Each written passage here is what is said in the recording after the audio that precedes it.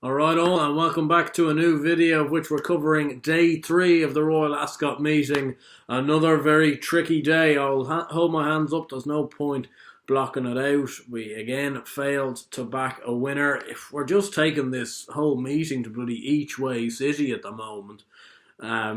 Keep having placed horses, like even in the second and the third, and not the winner. Like, it's just so frustrating, but I feel it will happen at some stage. Obviously with the soft ground it does blow everything out of the water a little bit, so we've got to keep our heads high and hopefully something will strike for us.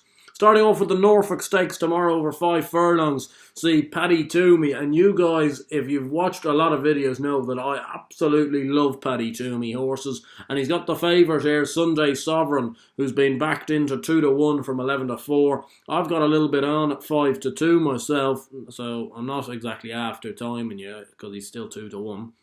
But I did back him at 5-2 because I think he might get shorter. I think he's a really, really good horse, and I think he'll take some stopping in this.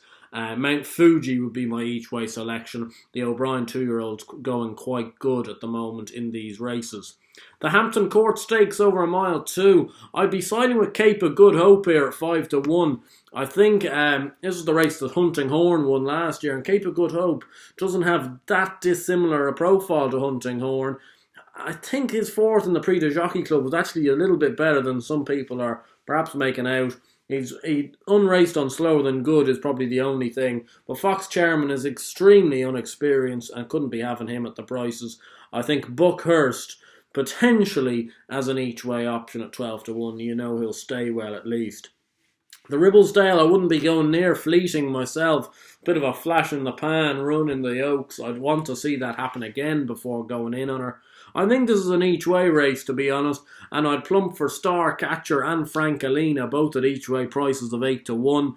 Star Catcher's got very little to find with Queen Power, and Queen Power's 3-1. She's 8-1, and Frankelina ran very well in the Musadora at York, and then, or is the Musadora at York?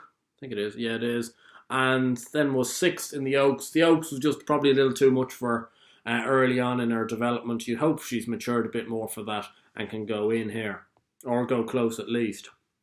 The Gold Cup itself, to be honest, I'm going to side with Stradivarius here. I know it's a favourite, but I actually haven't backed that many favourites this week, and this is the one I do want to back because I just don't really like Cross Counter.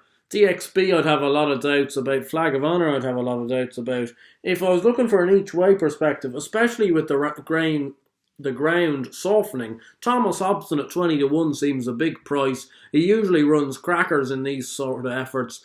His run at Germany last month wasn't too great, but I'd be prepared to forgive him that.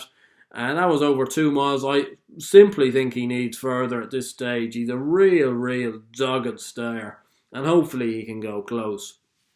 The Britannia Stakes, this is a real, just kind of keep your money for yourself race, to be honest. If I was having 2 each-way stabs, a wee dram for Alan King and Andrea Azzini as 1 over course and distance, on soft as well.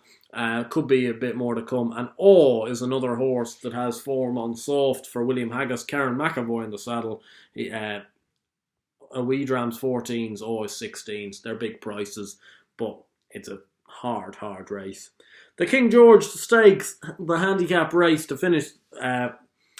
If it wasn't soft ground, I'd think this Constantinople is an absolute racing certainty. The soft ground does temper my enthusiasm, but he'd still be my main bet. I think there's still heaps to come from this Constantinople, whether it's further in trip or whether it's just him maturing, because he doesn't race like a mature horse one bit. This will be his 6th career run, and hopefully it can be a big one at Royal Ascot. I think he could be well in here, to be honest. And Almania for Michael Stout and James McDonald is 14-1. That's off the base of 1 poor run where he was out the back in the Dante. The Dante was a pretty good race, let's be honest with ourselves, and he didn't figure in that, but this is nowhere near the same sort of depth of race, and I'd take a sneak on him, 14-1 each way.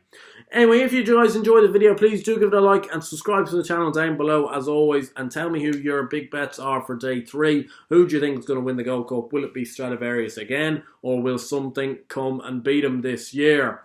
Sorry we haven't been tipping winners so far, but hopefully we'll get on the board tomorrow. And until then, best of luck to you.